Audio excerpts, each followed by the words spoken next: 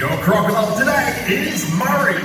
For 260 million years ago, there were no birds, there were no mammals, there were dinosaurs. And you're about to meet one of these living fossils, a link to those creatures of the past. There are 27 species of crocodilian found all around the world, from alligators to gharials, from caimans to the true crocs. They are the most perfect and unchanged predators.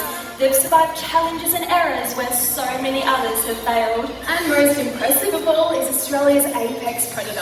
It's that animal that towers above all other species of reptile. The saltwater croc grows to be the largest and most aggressive species of crocodilian on the planet. And you're about to see one in action in the world's only crocaceum. And here to tell you all about it, we have Ty. Please make them feel welcome. It's the Australia Zoo Croc team. Alright, g'day guys, how are we all going today? One person's going well. Let's try that again. How are we all going today, guys? Yeah, there we go, that's better. Now it's about to get a whole lot better. Toby out here today with me. Best thing about having Toby out here, he's been feeding crocodiles for 25 years. So he knows more about them than anyone else here in the whole zoo, basically. Give it up for Toby, guys. Now you can see he's had a cheeky little look there, and what I'm doing is completely wrong. You do not want to be doing this up in Northern Australia, guys. I'm standing way too close to the edge of the water.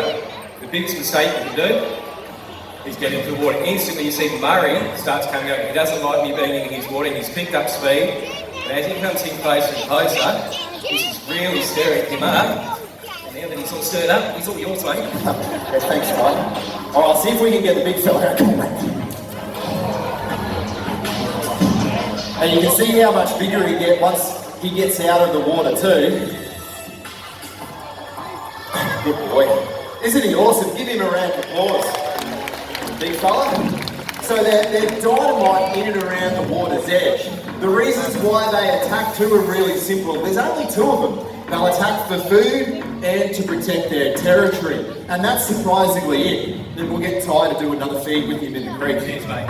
So you can see just as soon as he got back in the water, he did not like that at all. This is where he knows he's dangerous, in the water and at the water's edge. Now there's all that room over there. There's no room here. If he means it, he can hit this fence in one go. So go quiet, guys.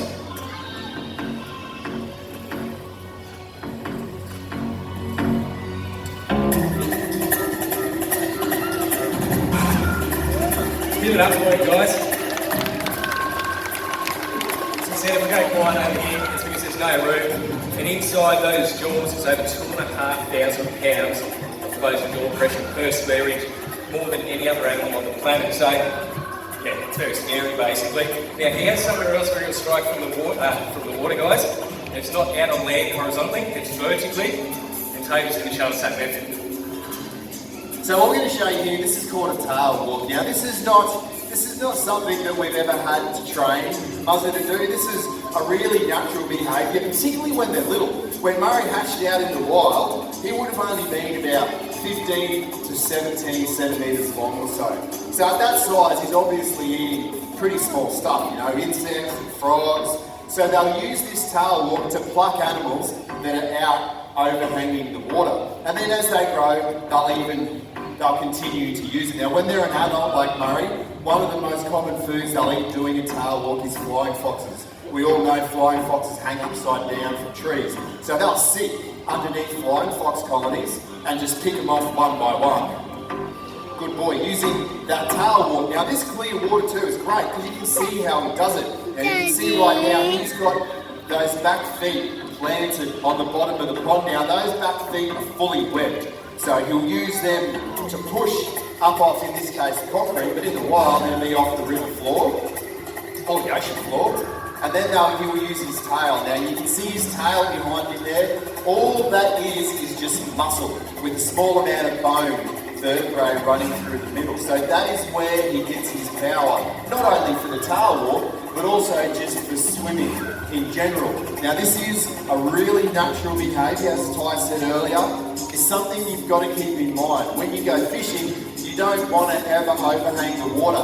Quite often, the big paperbark trees, they'll shoot a big branch out over the water. This is a really bad spot to go fishing because crocs will do this. There have been people actually pulled out of trees. There there was a lady who was actually pulled out of a tree twice by a crocodile about Murray's size in the 80s in Northern Territory. So, like we say, it is a really, really natural behaviour and definitely something you've got to keep in mind. Alright guys, let's get Murray's attention. Yep, got me mate. We're going to get him out one more time. Been one of the biggest events about crocodiles. And that is that they're really fast to land. You've already seen on that first hit that it wasn't that fast. But he's a pretty decent sized croc, so he's not going to be as big as some of the smaller crocodiles here. I'll just see if we're getting that one more time. And there's a strike. And you can see, I can go backwards. Get out of the way there. Give it up for it, guys. As you can see there, I can go backwards quicker than he can come forwards. But remember, this is his third hit basically, so he's a little bit worn out. These guys are designed for that one big initial explosive strike, grab an animal, take it back into the water and drown it basically. But the whole reason why we do this demonstration, guys, is to show you how easy it is to live alongside crocodiles. Up in Northern Australia, where these guys are found, there's three main rules that you have to abide by. We've broken them all here today basically. One, don't stand next to the water like this. This is way too close. Stand 3 to 4 metres back from the water's edge and you're out of the strike range of the biggest crocodiles. 2, don't overhang the water. That's a really bad thing. As Toby was saying, people have been taking my tailwater across, guys. So please, do not overhang the water, whether it's sitting there on an undercut bank, with your legs dangling over, or as Toby said, out in those big tree branches. And the biggest mistake, guys, do not enter the water in Northern Australia. You can see he's sitting there on the pad.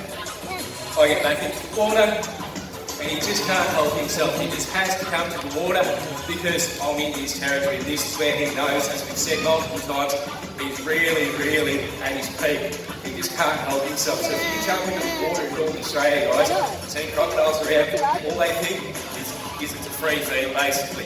These guys eat, medium to large animals out in the wild, whether it's kangaroos, feral pigs, up to buffalo or cows. So if you're playing around in their water, pretty much they just think it's a free feed. As I said, the whole reason why we're doing this demonstration is so you guys can go to Northern Australia